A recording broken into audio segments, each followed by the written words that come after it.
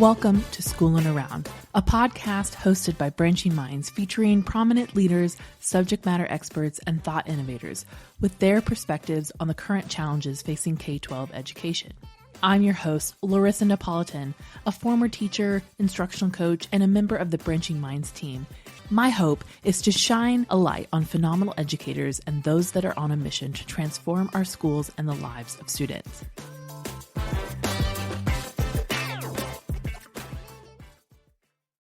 When I was a young teacher, a school leader would always remind us that right before parent-teacher conferences, that parents and families are our teammates. We all want the best for our students, and it's our job to make sure that families feel like a pivotal part of the support system, whether it's through better communication, inviting them into the process, or sharing resources to help empower them. Today, we are diving into this very topic with an inspiring team from Wyoming Indian Schools. And joining us today are Patrick Hall and Laura Frederick, who set a bold goal this year to build transparency and strengthen connections with families in their school community. They're here to share how this mission has impacted their students and what they've learned along the way. So let's get into it. Welcome to the podcast. Thanks for having us. So first of all, and I can pass this to either one of you, but I would love to hear about your school and your district and some demographics and even just goals and maybe what makes it an exceptional place to learn and work. So at Wyoming Indian Elementary School, we're a very small district with just almost 1,000 students, pre-K through 12. We sit on the heart of the Wind River Indian Reservation in Fremont County. Right at the base of the Wind River Mountains.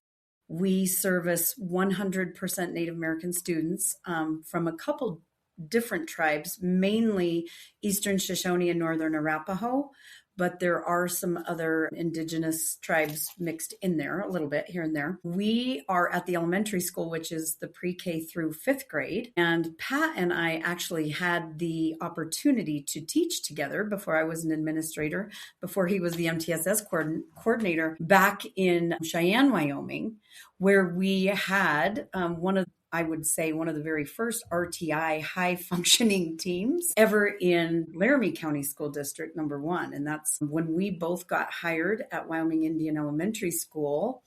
And that's a whole nother long kind of complicated story. But as it comes about, Pat and I were both really excited to have the opportunity to try to put this in place for the students that we serve here, because we do have quite a history and a whole barrage of things that are working against our students. So we really needed something that would work not only for our staff, but our students both. And because we had the same goal in mind, I think it moved a little bit quicker than it normally would. But I'll let Pat kind of take it from here and kind of tell more about his journey as that MTSS coordinator and how we started. Yeah, thanks, Laura. Yeah, like Laura said, she and I worked in Laramie County School District number 1 together, and which for those who are not familiar with Wyoming, is about 4.5 hours away from where we currently work. And we both just happened to end up here around the same time and kind of re-linked up as she got the principal job at the elementary school and they were hiring an MTSS coordinator. And that's something that Laura said we were very fortunate enough for me, it was my very first year teaching that I got to enter into that really high functioning RTI team at Davis Elementary in Cheyenne, where I learned a ton about MTSS, and most importantly, I learned about the impact it can have on kids and the learning that it can create for our students. And so that's something that I quickly became really passionate about after seeing the results that we were able to achieve at Davis for our students. And so then seeing that Laura was the principal at the elementary made it super easy for me to make that transition over to Wyoming Indian Schools. My wife was also teaching out there, so that also made it pretty easy to make that transition. But I will say that I can't say enough about Laura's role in helping create this at the elementary school, because I think with school administrators, they can be your biggest partner or they can be your biggest hurdle, depending on how they approach and their approach to leadership and how their views on MTSS and all that kind of stuff. And so Laura I think she one of the things that both her and I benefit from is having experienced MTSS in an effective way. I was just talking with our superintendent about the fact that you can learn a lot about MTSS and courses and seminars and webinars and things like that. But until you've actually seen it and been a part of it and seen what it is really like, it's really hard to grasp how to do all the different components of MTSS in an effective and efficient way. And so that's what I think really gave us the power to basically hit the ground running when we started here at Wyoming Indian Schools. Well, I love sort of hearing the background and understanding. Number one, I want to comment on, I'm sure that even though Wyoming is a big place, it can probably feel like a small community running into educators elsewhere. So I just wanted to mention that because I thought that was interesting. I loved your comment, Patrick, about how your school principal can either be your biggest supporter or your biggest hurdle to making MTSS effective. And I'm sure that we'll kind of talk a little bit more about how you guys have partnered to make this happen. And so I know that, part of a goal that you guys had this in this year was to really increase that family and staff involvement in MTSS. Can you first tell me when did you start this process of building MTSS into your school? So true effective MTSS, we started 4 years ago. And Laura and I started as soon as before I even accepted the job, I came and met with Laura and talked with her about kind of her vision for MTSS at Wyoming Indian Schools. And then we basically started right from there, starting to build it out. And there had been, attempts at MTSS and RTI and things throughout the past, but we recognized that there was a lot of work still to do in terms of understanding and really getting systems that really were efficient and effective for our kids and consistent for them. And so that was kind of the first place we started, was just getting all of the systems going in the right direction, starting with screening the kids. Then immediately, one of the things I think our biggest and probably our best step that we ever took was we immediately just started doing data meetings. And because, like I said before, it's one of those things I think that you have to experience to really understand the power of it. And so Laura and I had sat through countless data meetings together and with our colleagues in Cheyenne. And so we both knew kind of what we wanted it to look like. And so we just decided to go for it as soon as we got that first round of screening done. Data meetings were not something that had ever happened out here, not in terms of involving the whole staff, involving the teachers, involving, our interventionists, involving our special education staff, getting all the stakeholders involved. That wasn't something that had really ever happened before, and in terms of looking at screening data and things like that. And so that's what we did, was we immediately started by looking at the data, which there had been a hesitancy, I think, in the past to share the data, because when we started this project, we had 5% of our kids who were able to do their, operational fluency in math on grade level. There were 8% of our kids reading at fluency rates on grade level. And so we had,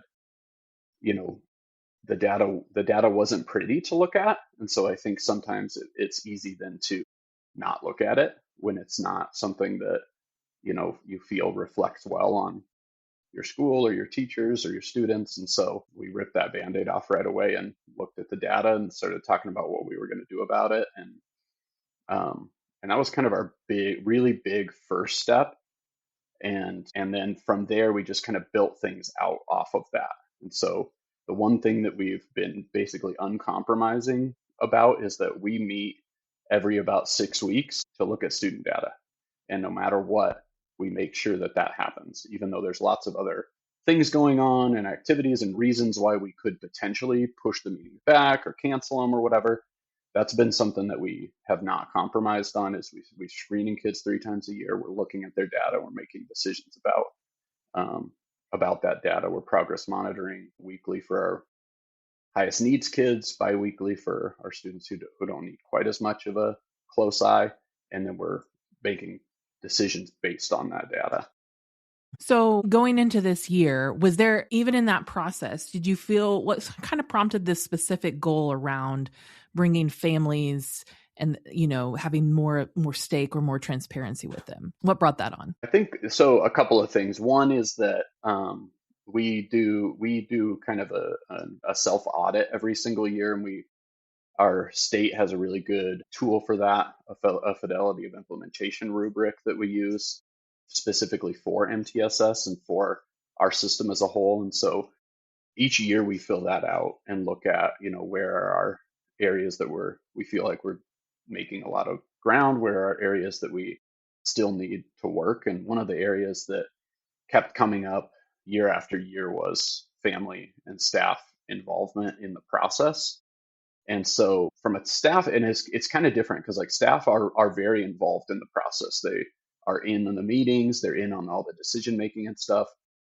The area where we felt our staff needed the most support was in getting on the same page about our procedures and our systems and how they work, versus our families. For a wide variety of reasons, family communication is quite difficult at our school. We have lots of families who don't have, a consistent means of communication. We have a lot of families who have had really negative experiences with public education, whether it be like we still have people out here who, for a lot of people, when they hear this, it can be jarring for them. But like we still have people alive who attended boarding schools out here. We have kids who their grandparents or great grandparents literally were at some of the boarding schools where there were all sorts of atrocities that were committed on Native American students.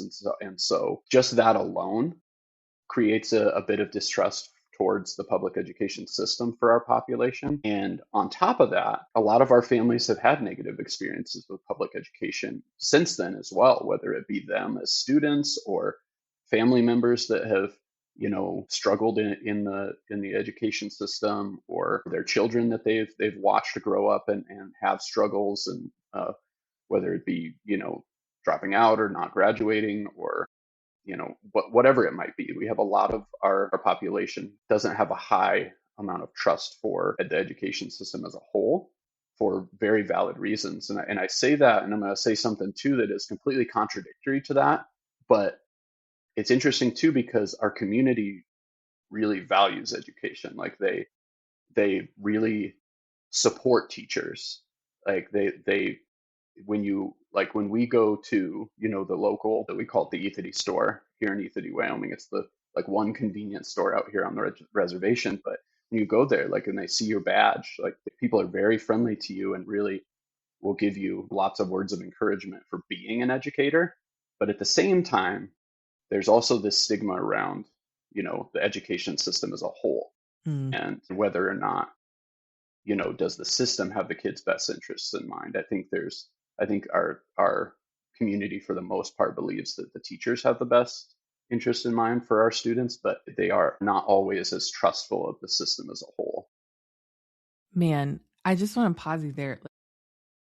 You kind of named something that I think that I know that probably if impacts your community in a greater way.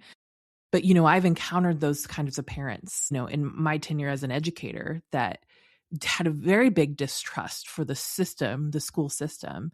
And sometimes that came out as distrusting individual teachers, or just distrusting that the system was going to help their student in the long run. But it is very interesting that they have a great respect for the educator, but a distrust for the system. And that just makes so much sense. It just kind of gave me chills when you named that, because I think that is really important then in how you structure how the support and how you communicate the system and the protocols that you're putting in place to the families to help them understand how that will help their student. Can you talk a little bit about some of this, the goal specifically, and what you were kind of hoping to do with that goal of more transparency? Yeah. And that's the big thing, is transparency. I think that when you have that, lack of trust going on, or potential lack of trust going on there, I think that we thought the best thing to do would be as transparent as we possibly can, and to be as consistent with our communication as we possibly can. And so we have parent teacher conferences twice a year, like most school districts do, where parents and guardians and things can come in and talk with our parents and our teachers and stuff. But we wanted to take the step beyond that. And so we started a system of communication with families that as soon as their student is entered into an intervention, whether it be academic, whether it be reading, math, whether it be behavioral, whatever it might be, that we send out letters letting them know here's why they're being placed in this intervention, here's what the intervention is, who their interventionist is, here's when it occurs, here's all the information we could give them on, so that they know exactly who's seeing their kids, what they're working on, how often that's happening, things like that. So that, because in the past we would have parents who would come to parent teacher conferences and it'd be the first time that they'd learned that their student was in a reading intervention. Or even worse than that, we would get kids that we were on the verge of referring for special education, and the contact about possibly referring them to special education was the first time they'd been contacted about their kids' academic struggles. And so we wanted to really make sure that the parents are a partner with us in this process for supporting their students. And I think what we found is that we've seen basically improvements across the board in just about everything, from attendance to reading scores to math scores to behavior. Everything has basically, ticked up since we've opened those lines of communication more.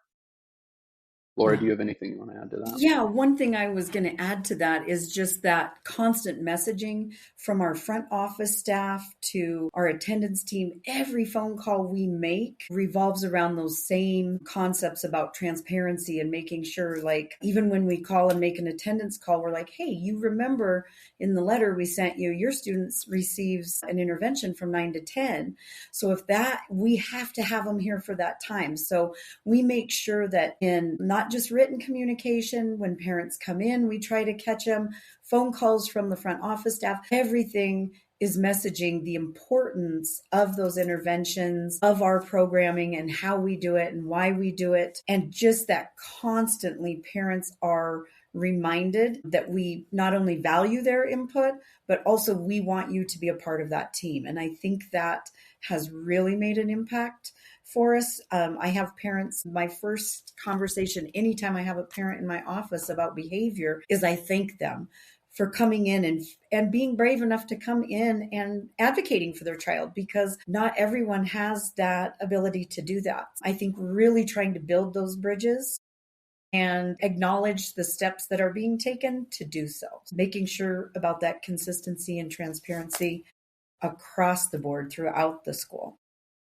Well, and so I'm curious a little bit about how it has gone taking this step with the staff. How have you helped bring your teachers and your team a part of this communication effort? Yeah, Pat needs to really give himself some credit, because the first few meetings, our first problem solving meetings, where we kind of knew what was going on, but the teachers did not, and they had never been included in anything like that. The data wasn't great to look at. Pat really did a great job of framing that as, hey, we're learning this together. This is a process that we're all learning together. And I think the way we brought our teachers along are exactly what then they're repaying to the families that we serve. So it's a process. You're a part of it. We're going to make mistakes. We did make mistakes. We learned from those mistakes. And then we just keep trying to get better. And that's the same message that our staff hears, our families hear. Our entire school feels like they are definitely a part of the change.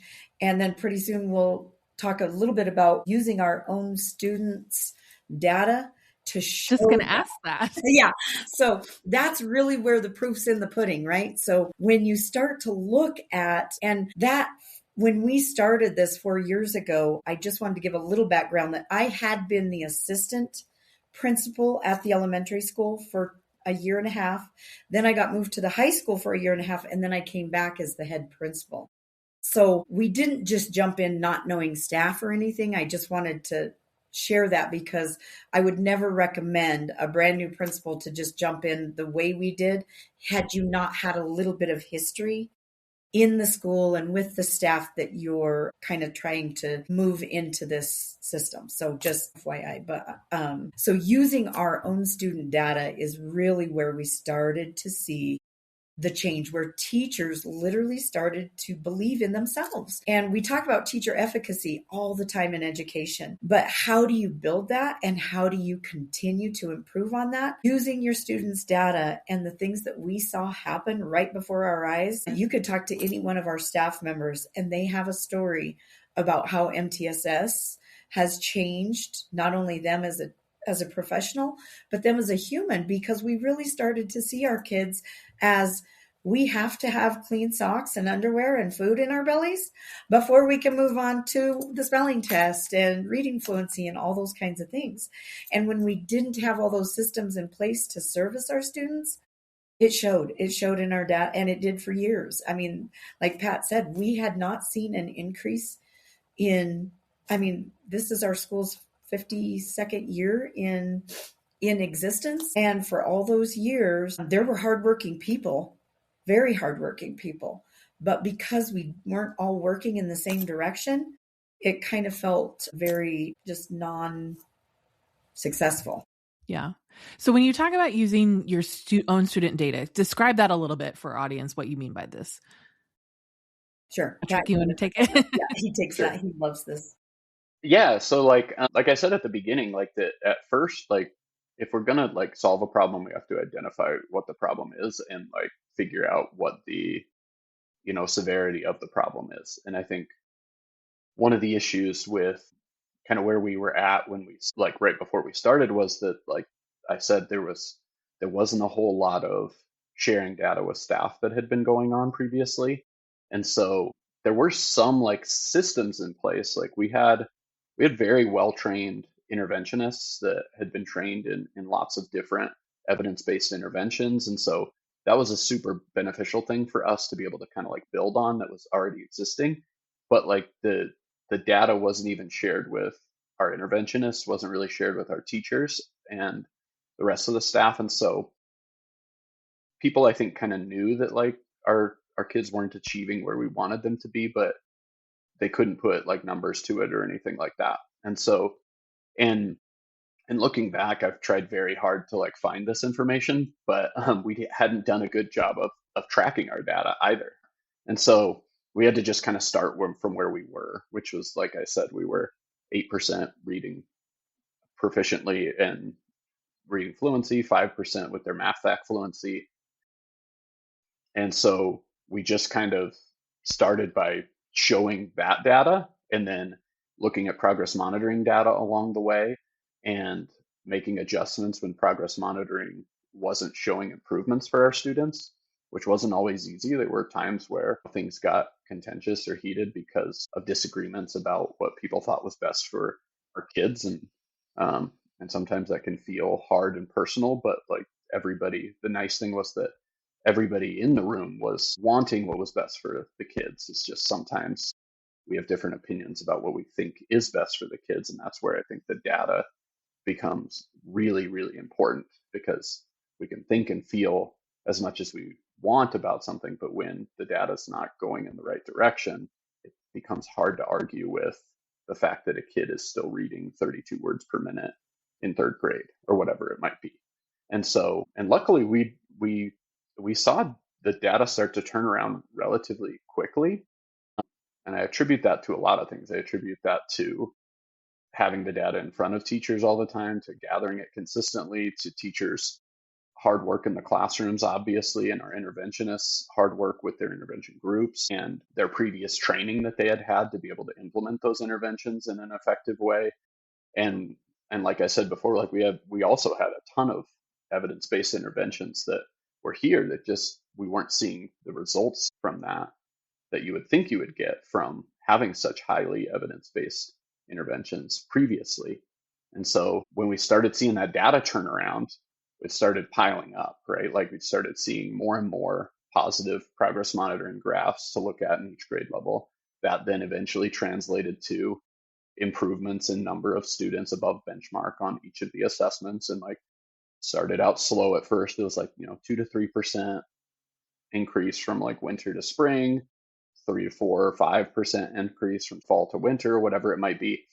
And then, but it just kept happening like each time, each period, we just kept seeing, we're 2 or 3% higher than we were the last time we screened them. We're 2 or 3% higher than the last time and it just kept piling up.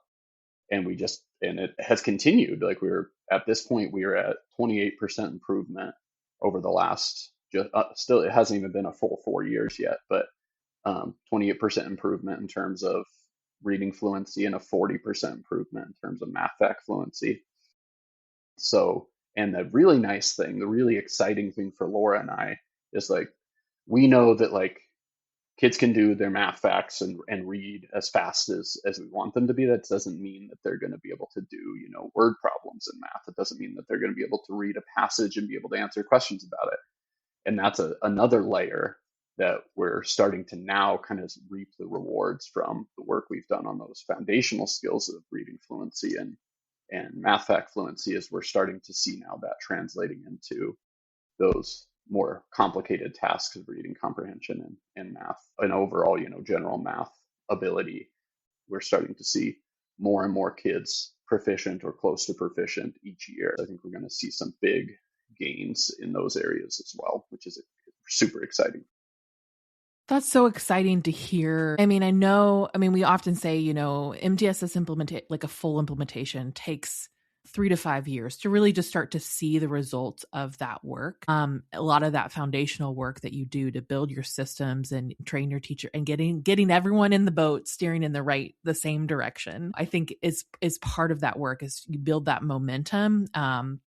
Which I love that's what I'm hearing is you're seeing the snowball effect of working on these foundational skills and how that kind of translates to the more complicated skills for students. I'm curious, how does your staff feel? Like we talked about, you mentioned collective efficacy. What has that done for your culture? The culture in our building has really taken a good turn for the best. And I don't think teachers meant to, but sometimes there was this mistrust. It just happened, because somebody didn't trust the work ethic or the things that were going on in different classrooms. And when you bring everyone to the table and you hold everyone accountable, and that is a piece to it, is accountability. And it kind of happens naturally, but there are times where I've had to go in and have hard conversations with teachers about, hey, this is what we're doing and we need you on board. So, and there's a couple choices you can make personally, but this is where the direction we're going. And just really holding, and Pat and I do a really good job of holding each other accountable, which helps me to hold others accountable. But that really has changed the culture in our building. It's one of trust that was never there before. The other thing that comes out in the data is you start to see there's some really great interventionists that are particularly good with like a certain program. And then we're like, so then we know, and we're getting so good now where we can see what the kids' deficits are, and we know what to like prescribe them based on our experiences and the interventionists that we have. And they start to really everyone takes pride in that. Not just the teachers, not just the interventionists, but really relying on each other and trusting the work that is done. Like Pat talked about before, we had interventions in place, but the teachers didn't even know what they were, and there was never any communication. And so it kind of happened in isolation. And if you saw it in the classroom, great. If you didn't, well, darn the luck. But now our teachers are getting so empowered that they start to see like, oh, wait, I know what this kid needs. And to sit in a meeting where teachers feel the power and are really taking control of the ship is what that's like the pie in the sky, right? So kind of that whole culminating feeling of, wow, this will last. This will last beyond me. It will last beyond Pat Hall. It will last beyond the teachers that we have here because our systems are securely in place. Yeah, and I do think it's important too to like talk about, like, to your point about the interventions, like about 80% of the interventions that we use were being used before we started this change. Yeah. Like it's not like we came in and like really, we're going to scrap all these interventions because they weren't working. We're going to start using these ones. Like somebody had done a good job of finding like some really evidence-based interventions that are very effective. They just weren't being done in the most effective way, and not by the interventionists. That wasn't because of them. Like they were teaching it and teaching it well. So it's mostly also the same interventionists teaching the same interventions. Yep. It's the system around it that was really lacking. And that's where we made a big shift in that. But also, I think, like to Laura's point about like some of the kind of cultural change happening, a lot of it happened organically, but I also think that like she doesn't give herself enough credit about the intention behind some of the things that we did to make sure that certain things happen. Like I remember very vividly, and I'm sure she does as well, a staff meeting where she had to tell a staff member that no, we are progress monitoring. Like that's a non-negotiable thing that everyone is expected to progress monitor their kids. And we didn't just ask or tell people to do it.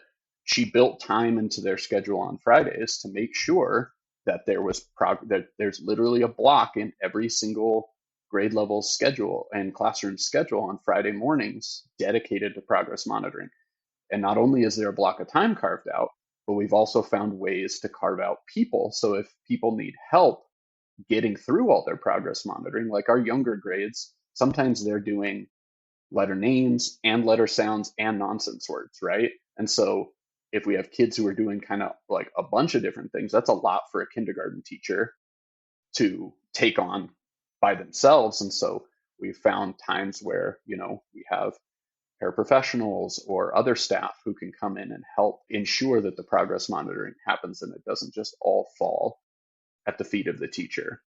And so, and a couple other things I do think have been super impactful in the last year that we've done is we've been really intentional about increasing the amount of transparency across the school as well. We've implemented instructional rounds where teachers are going into other teachers' classrooms and learning from each other. And we're kind of breaking down the doors in almost literally in terms of opening up classrooms to each other. We've also been really intentional about having people from other grade levels attend a different grade levels, what we call problem solving meeting or data meetings, so that they can see what does it look like for second grade? Like, what does it look like when second grade has this meeting? Because a lot of times it can feel isolating when it's the same group of people. Like we have more stakeholders even in the fifth grade meeting, but they don't always see what does first grade look like, what does third grade look like, and et cetera. And so we've intentionally opened those doors as well to try to increase the transparency within the building as well. I love that you kind of named something as far as, like building that transparency among the staff, but also, Patrick, you mentioned that Laura made time in the schedule for teachers to do the things she was asking them to do. Because I think one of the most difficult things is when your boss says, hey, you need to do this, but then doesn't provide the structure or the resources to make it actually happen. You have to make space for it to happen or it doesn't happen, right? We talk about that with habits and different things in our lives all the time, right? If you don't actually make space in your schedule to work out, you're not going to do it. I think that that's the same case with your leader if you're asking that to your staff. And how empowering is that for a staff member to say, hey, I want you to do this, but also here's the time to do this. Here's the resources. Here's the support. And it's you're eliminating any kind of barrier they have to actually making that happen. And it's a relief, I think, for a staff member. Absolutely. Oh, I'm not alone in this. Yeah. I do think having been in the classroom for more than 20 years myself, being a classroom teacher, and I always consider myself still to this day a classroom teacher, even though I'm a principal and have been for quite some time now, I literally loved my time in the classroom. And I always go back to that. That's why I'm part of the screening team. I love to screen kids. I love to know where everyone's reading levels are. And I don't know every kid, but I can talk about every kid in our school and know something about them. And I feel like that's what, for me personally, when I was a teacher, that's what I wanted in an administrator. So I try really hard to think like that still. If a teacher says, hey, can you progress monitor? Guess what? I absolutely can because I know how to do that. So I think keeping it real for an administrator and making sure that you truly understand the pressures that a classroom teacher are feeling. We talk about it a lot, but a lot of times people rush into administration, after just a few years in the classroom, and they don't have a good handle on that. Yeah. And so I try really hard to, as an administrator, still keep in the in the trenches, if you will, by subbing, being part of those teams that really do see and make some of those really hard decisions for kids, because it makes a difference for your staff. It really does. And then, not one teacher has ever come to me and said, well, you don't understand. Because guess what? They know I actually do understand. I mean, I had a mentor one time tell me that a school leader, really school or even district leader, is like about after 5 years, you've kind of forgotten the day to day, and that you should go back and sub in some classes or take on a class. Just really effective leaders doing that kind of thing can really help keep you grounded in what you're supporting. And I just have always thought that that's important to not forget what the demands of the day-to-day of a teacher are. And what a game changer it is to keep your feet grounded in and keeping the main thing, which are the students and their growth. And so I think really owning that and being okay not knowing things, but being okay to jump in and help out keeps me wanting to stay in the game and wanting to keep making strides to be better. Well, I'd love for you to talk a little bit so a lot of this sounds like you've been reflecting on this work, but you're taking these steps, and this year was really engaging parents and families within the work. Maybe what are you guys thinking already, looking into? I know you're already thinking through next year, right? Like that's what we do at this time of year. So what are you hoping that some of the next steps or next changes would be? Actually, branching minds is what comes to play. I'm going to let Pat talk a little bit about it, but really the template that we're actually going to put into place this next round of problem solving meetings based on just some feedback we've gotten from staff. Yeah, branching minds has helped quite a bit in terms of just like consolidating all the stuff that we do instead of having to go from, 3 different platforms to see the different pieces of data that we're trying to look at. For our kids, we can kind of keep it in mostly in one place. In terms of other goals, I think Laura would agree, we still have quite a bit of work to do. I think in terms of family involvement, I think we have a pretty good plan now for keeping our staff up to date. We didn't really talk about it too much earlier, but what we did this year was we noticed that even though they've gone through the same trainings with us and stuff, even though most of them are returning staff, not everybody is fully on the same page about our procedures and our practices within the system. And so we just did quick refreshers at the beginning of this year. And we were really targeted with it. So like right before we screened, we refreshed everybody on like the screening procedure and everything that the teacher's role in it and what we were going to do with all the data after. And then once we finished screening and we're about to have our data meetings, we did a quick refresher on the data meetings and what that looks like and what that procedure is like and everybody's role in it. And then once we finished those data meetings, we did a quick refresher on progress monitoring. And so we just have done these little refreshers for our returning staff. And then we've also looked at training for new staff. I think we're starting to get to the point where like we need to make sure that we just continue to do these things and we don't let it fall off. And there are some changes that we still need to make and to improve, but we're starting to get to the point where like the changes we're making are really incremental and really small and really nuanced things. We've made a bunch of the big changes now. And so we're trying to now kind of just slowly refine what we're doing. But also I think the thing that we really need to continue to be cognizant of is like continuing with what we are already doing and not just continuing to do it, but like continuing to ensure that the capacity is still there when we get new staff. As staff, they're now 3 years removed from the training we did on whatever it might be. And so continuing to just ensure that we're on the same page and continuing to just ensure that we keep that capacity up for our staff is one of our biggest things, I think. Yeah, it's the deepening of the practice. You continue to reveal layers of where you need more training. I love that. And I think that sounds great from where, where you're at in your journey, and just a great next step. If you're kind of done with the big changes, it's now just tweaking and getting better little by little. So, well, thank you so much for being here and just sharing about your school and about the work that you're doing. I'm excited to hear more in the years to come, and how great the progress that you continue to make. And I'm sure that your staff and your students are really lucky to have both of you and your commitment to the work. Thank you. Yeah, thank you so much for having us.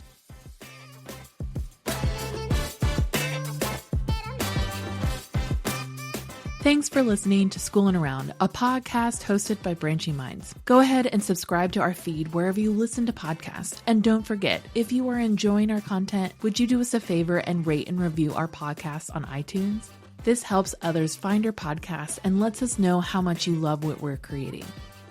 Branching Minds is an educational technology company using learning sciences and technology to help districts effectively personalize learning through MTSS. To learn more about us, check out our website, branchingminds.com, or follow us on Twitter, Facebook, or LinkedIn at Branching Minds.